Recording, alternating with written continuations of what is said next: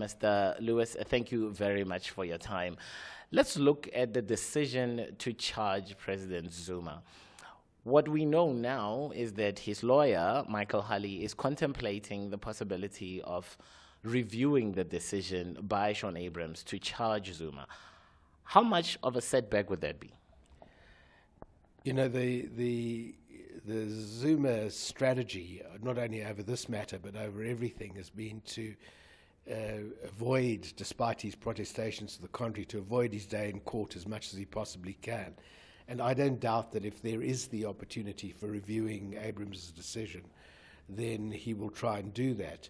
I mean, it seems to me that the difficulty would be that that decision wasn't really Abrahams' decision. It was a decision that he was instructed to take by the court.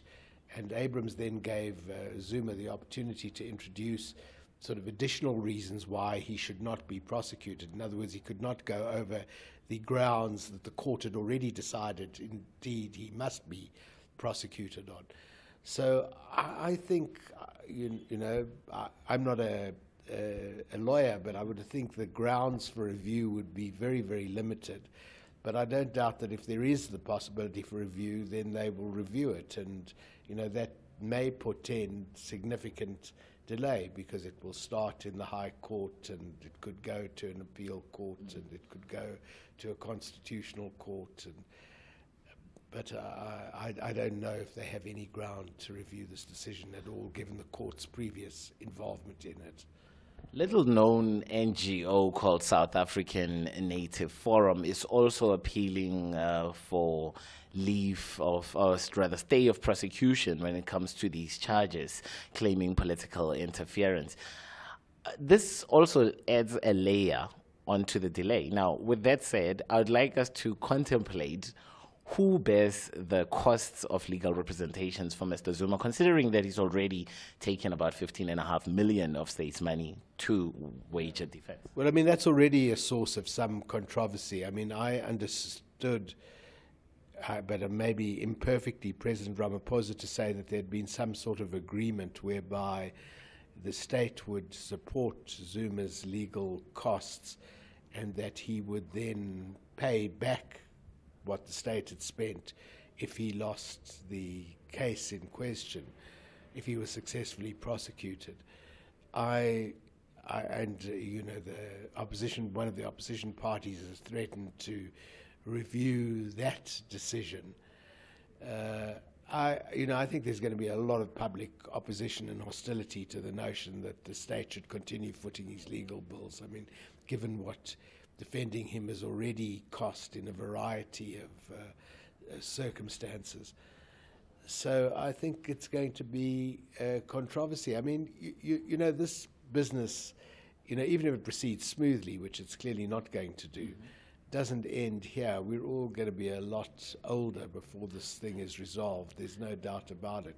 But that doesn't, underestimate the importance of the decision, which, as I say, was not really Abrahams' decision. It was the decision of the High Court, I think of the Supreme Court of Appeal, the Constitutional Court, in fact, I think some time ago. Quick question. Are you happy with the degree of accountability that's been put on a company like Thint, for instance, which was not exactly the focus of Shaun Abrahams' press conference? Surely for every corruptee, there's a corrupter.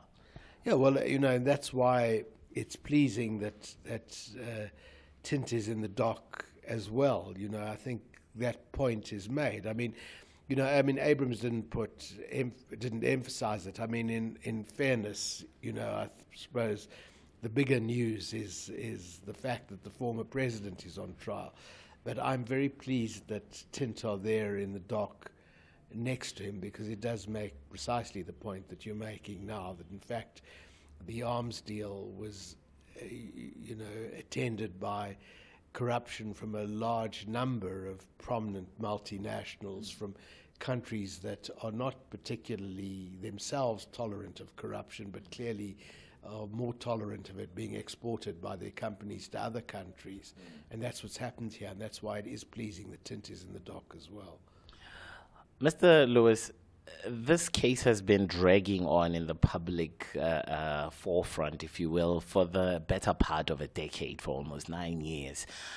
How important is it, especially for South Africa's image of being anti-corruption, of prosecuting those who are found guilty? How important is it that this gets wrapped up quickly for organizations like yours to have meaning? You know, it's not going to be wrapped up quickly, however much we or anybody else may want it. It's going to be a complex case in which many witnesses are going to be brought forward. There are going to be, certainly if Zuma and Tint are found guilty, there are going to be appeals. So this is not going to wrap up quickly. But I think it's very important. I mean, it's very important, firstly, because it's about the arms deal. And, you know, this is something that has been an albatross around South Africa's neck for the last 20 years and more. And so at least there is going to be some closure over that. And I think a considerable amount revealed.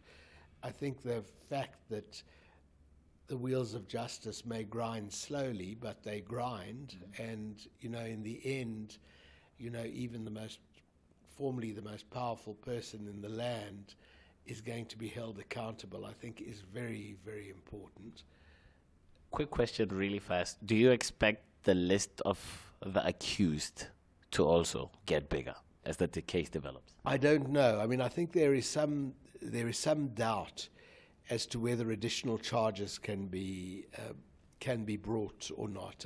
I don't know the answer to that question. I mean, certainly there are many more people mentioned in the arms deal, but I think, you know, this is a trial about Zuma's direct relationship to the arms deal. So it's not taking on the arms deal as a whole, but it's taking on Zuma's position. And because it was Tint who were alleged to have bribed him, this is why Tint are there as opposed to British Aerospace or any of the other number of companies that have been accused of corruption in this deal. So it's a start, but it's a welcome start, and I think it sort of does start at the top in a way.